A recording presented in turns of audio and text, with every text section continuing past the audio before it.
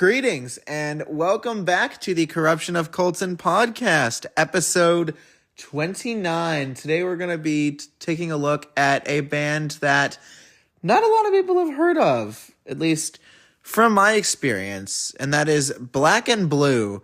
Black and Blue is like another 80s hair metal band like Def Leppard, Poison, Motley Crue, White Lion, kind of like that hair metal, pop metal type band, right? And unfortunately, people know about all those other bands, but people do not know about Black and Blue. I've maybe spoken to one or two people that know who Black and Blue are, but not a lot of people do. And that might be for a few reasons. One, their albums aren't on streaming except for their Hell Yeah album from 2003, which is on streaming. I use Apple Music to listen to most of the albums when I do these reviews. Or I put in my CD copy. Depends on what I'm doing. Usually it's Apple Music. I prefer CD. But when I'm doing the podcast, I'm, sitting still and putting headphones in and recording. So it's just kind of easier to just kind of sit and stream it. Anyways, I had to actually listen to the songs for this album on YouTube. I had no other choice. I even tried to go out and buy a CD copy of this album. I tried eBay first. No luck. eBay hadn't seemed to have even heard of it. I typed it in the search bar and everything. Couldn't find any results. The closest thing I found was the Black and Blue album by the Backstreet Boys from the 2000s. So I turned to Discogs, right? Discogs has it, but for obscene prices, like $30, $40, $50, even $100 in some cases, and I have to have it, shipped from Europe. So, Black and Blue is definitely a more rare hair metal band that you can't get easy access to. But I like their music. I was introduced to them by their Hell Yeah album from 2003, which was their reunion record. That's how I got introduced to them. I didn't even know they had other albums until I started doing research about Black and Blue for this episode and realized they had a debut album from 1984, which is what we're going to be reviewing today. It's their self-titled, Black and Blue by Black and Blue. And they have a few other albums throughout the 80s. They have 4 that they released before Hell Yeah. And I didn't even know about it because, like I said, they've just kind of faded into obscurity. I don't know what it is. I don't know why their albums aren't on streaming. I'm assuming that they didn't have a major label backing them like the other hair bands did. And either that or the record label they were under back then is not around anymore, so their albums were not distributed to streaming. And that maybe for Hell Yeah, the reunion album, they were able to get a major label to pick it up. At least, that's my theory. I'll try and do some more research on it, but the Black and Blue story is definitely very interesting to me. Maybe they were also unlucky, they had a lot of competition. That's probably why they didn't explode and get maybe a major label like Def Leppard or Poison, because I feel like maybe there was just too much competition at that point by 1984 for Black and Blue to really take off and get the same recognition as their big brothers. But it's definitely a shame because I think Black and Blue makes great music. And this is a great self-titled debut, by the way. It's pure energy pop metal. It's a good album. But let me explain to you why it's a good album. Let's get into the tracks. So the album opens up with a song called The Strong Will Rock. And I immediately noticed a few things. One, the intro is really strong. They use the bass to make it sound like the song is coming through a boombox or a stereo system, and it was a pretty good effect. I think the bass playing on here was pretty strong once it went from stereo mode to just a deep bass groove, and it was really good. And I immediately noticed that the singer for Black and Blue, I actually had to Google it, his name is Jamie St. James, and he is a very powerful and accomplished vocalist. I don't know why this band did not get as much recognition as its predecessors, like I mentioned earlier, Def Leppard, Poison, Motley Crue.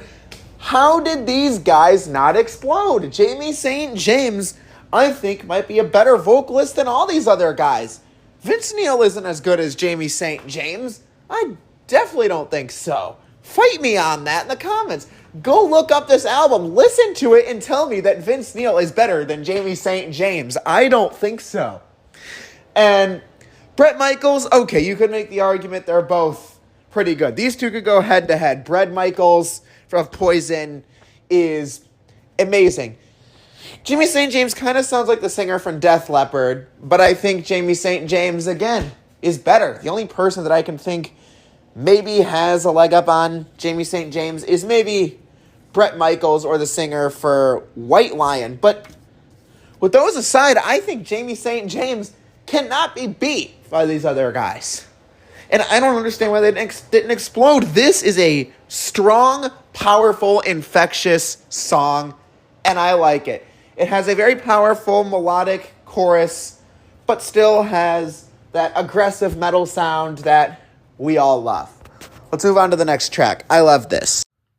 This next track, School of Hard Knocks, is another strong one and another underrated metal song. This is more than just an 80s glam song, okay? This is a song about rebellion, feeling like you're an underdog, feeling like you're not equal to everyone else because everyone around you is just a hot shot. Let me read you some lines here.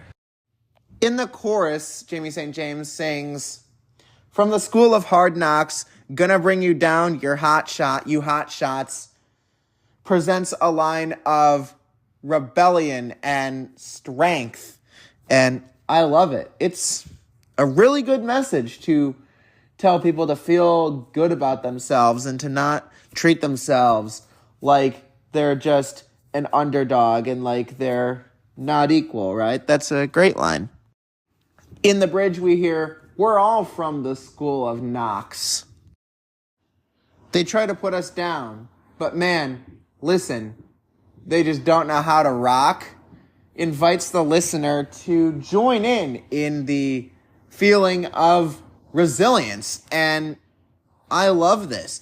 As a fan of Black and Blue and as a fan of upbeat music, I think a lot of people who are struggling can find solace in this track. And I think they should all give it a listen. It's a good song. Definitely check it out. I'm actually going to give this one a like on YouTube so I can come back to it later. The next track is called Auto Blast, and it is the perfect car song. Like, this is the perfect song for rolling down your windows, driving down the road in your American muscle car, and shouting the chorus out your window while you turn up the radio in your car. Like, that's what this is perfect for. It even sets the mood because the song starts with the audio of someone starting a car before we get into the rock and roll instrumentation. Like, I honestly thought about turning the song off, getting in the car, going for a drive, and then listening to it just to, like, get myself in the mood. But it was already late at night. I was sitting in my basement, headphones in, listening to the track. But I totally would be in the car just shouting, "Auto Blast!" Like, it's a great, great song. I like it. Not much to the lyrics, really. I don't think this is just a, like, energetic rock track meant for the car. The next track on this album, track 4, is called Hold On to 18, and here's what I have to say about it. The guitar and bass in the intro of this track blend together pretty well. Fun fact, this was originally a B-side on a single the band released in the early 80s before it was put on their debut record. But that's about all I'm able to find from the Wikipedia page about this track. I mean, the information could be wrong. Wikipedia is not the most reliable, so don't quote me on anything I say here about this track, but that's the fun fact I have for right now. Correct me if it's wrong, but for right now, we're going to go with that Wikipedia is correct for now. Anyways, this is one of the hardest reviews to do because since this is an underground album, all things considered, you know, this album isn't as high profile as some other glam metal albums, means that Wikipedia doesn't have that much information about the songs. There's very little information. Also, that means that a lot of the songs here, like the lyrics, are not available on the Genius Lyrics website. It means that Amazon's little Song Facts website doesn't have much, so I can't do much research to give you guys fun facts about these tracks, or I can't, analyze the lyrics for you like I've been able to do in past reviews. This is definitely a difficult one, but I wanted to talk about this album because Black and Blue is one of my favorite metal bands, and I'm determined to tell you guys about as much music as possible on this show. It just means that sometimes there are some challenges doing these reviews, and this episode is definitely a challenge. But Hold On to 18 is another one of those songs with a great intro and some great pop metal melodies in the chorus that are fun to sing along to. But anyways, let's move on to the next track. So this next track is called Wicked Bitch, and I believe this is a track about being in love with a crazy woman, maybe someone who is crazy in the bedroom or someone who is just cold-hearted to people. That's how I interpret this. It's kind of hard to go based off of just what I'm hearing because there aren't a lot of facts about the tracks from this album online except for that one I read you earlier, and there might be some that come up as I research these songs, but I'm going song by song here. And Wicked Bitch, at least from what I was hearing, listening to the song and the lyrics I could pick up, seems like they're definitely in love with a tough woman.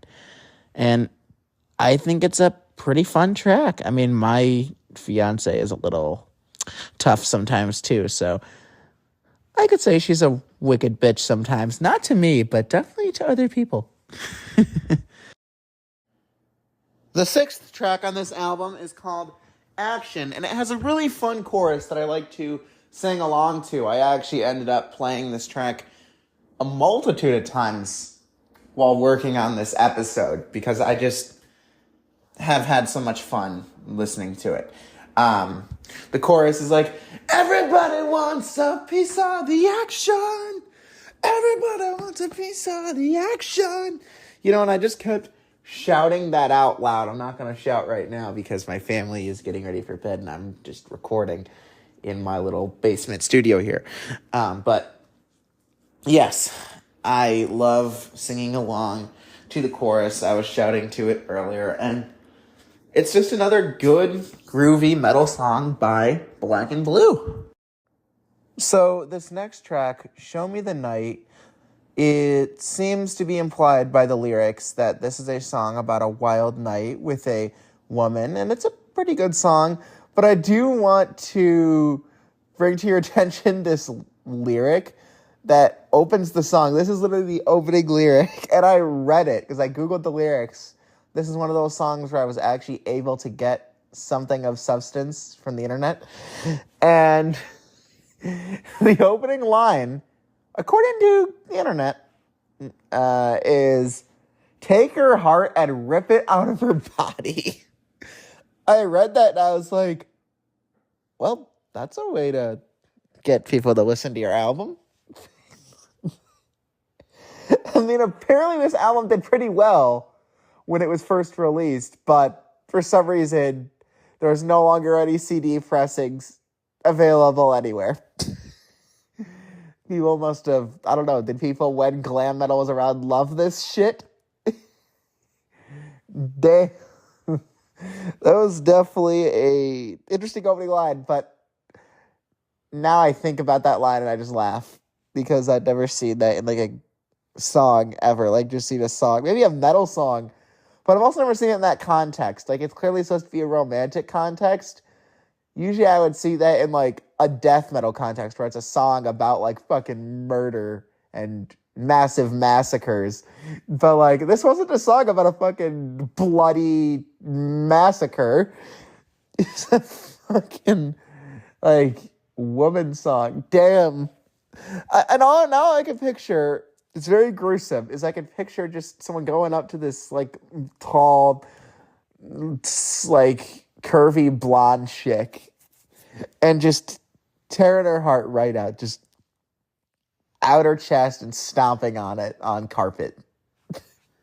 Why carpet? I don't know, but that's the first thing that I just pictured in my head. But I know the context is definitely supposed to be that, like, you're going to rip her heart out and, like, use her to have sex with her, like, have a crazy one-night stand with her. I get the context, but when all you have is that first line to go off of, before you read the rest of the lyrics, you just go, oh, fuck. So that's pretty funny. One for the Money, track 8, is another obvious fun one. Like, pretty much every track on this record, I haven't really come across a bad one yet. I mean, we got 2 more to go, but I haven't come across a bad one yet. I don't think I'm going to. This is a track about, money, sex, drugs, women, rock and roll. Kind of like just your typical glam metal rock song of the time, right? Nothing really special about this one, but it's definitely a good one. I really like it. So after looking over the lyrics of track 9, I'm the King, he reads, or not reads, what am I saying? He's not the one reading this. I'm the one reading this.